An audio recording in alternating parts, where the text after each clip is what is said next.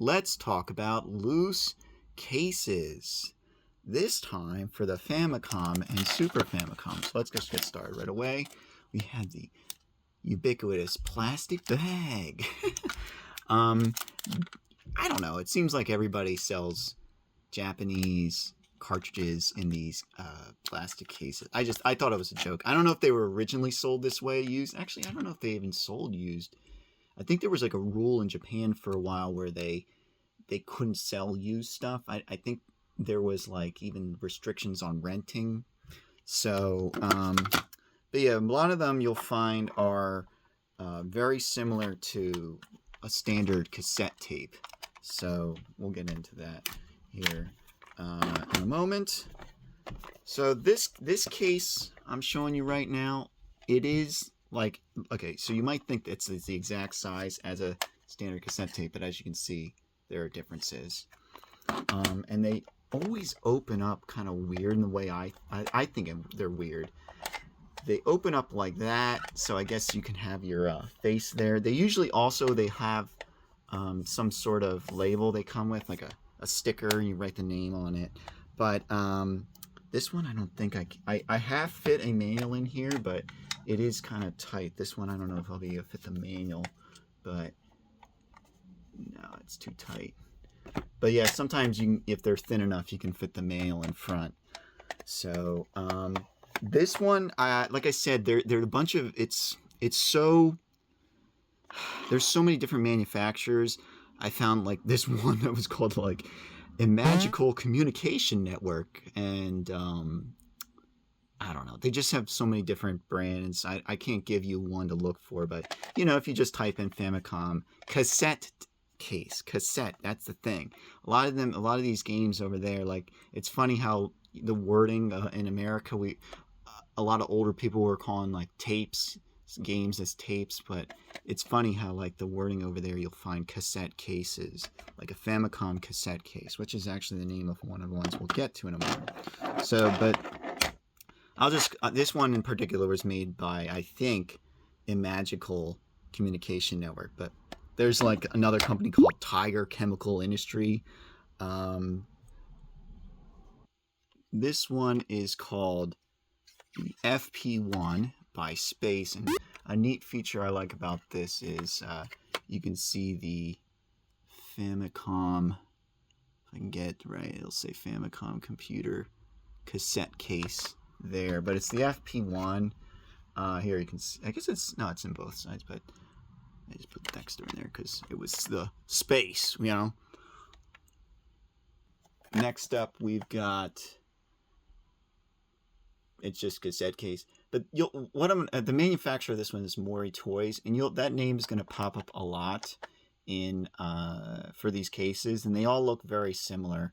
Also, I'm not folding out a lot of these cases, but you know, it's your typical cassette case, you know, cassette tape kind of case. So I'm not folding them out, but here's another one by Mori Toys with a cool Super Mario Brothers. And these actually came in a variety of colors. I should mention that, like, even this one I have, again, like, it's not just blue, it'll be greens, purples, but actually the plastic will differ in color as well. So you might find like neon yellow or green, blue. I think these ones even came with like I think I saw ones that were even like non-see-through. They were kind of silver or golden color, and they had different colored text on here, like purple or blue or something like that. But I think I have one more Famicom one before I get to the Super Famicom stuff. No, let's just get to the Super Famicom stuff. This one, I couldn't find the manufacturer, or sorry, the I think I know the model number, B1, BEE1, but it is, you can see on there, it says Famicom House, Game Soft Recycle Shop. I think the name is like the brand is Game Soft Recycle Shop, but Famicom House might be the sub brand.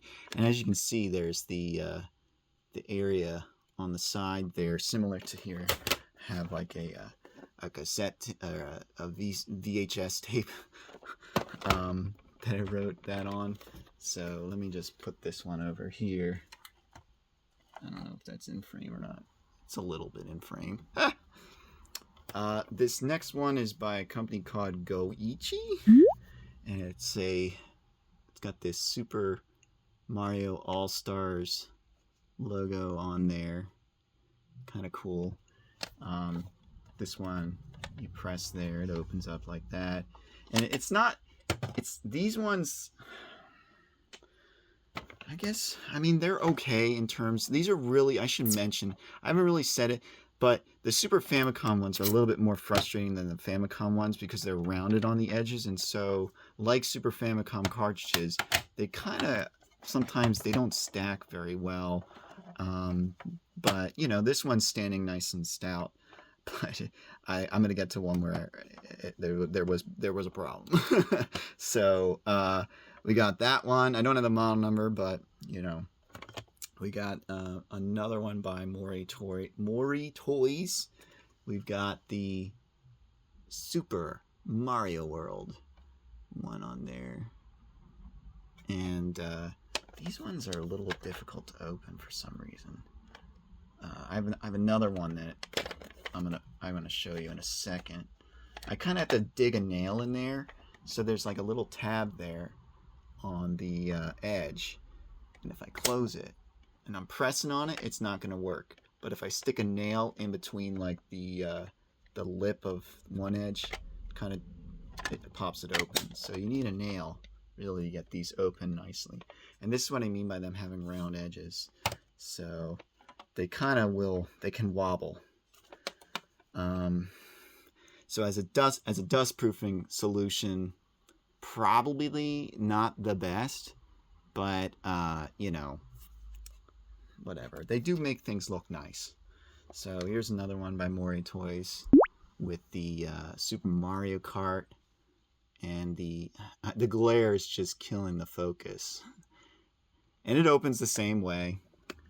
So, or does it? I'm wrong, it doesn't.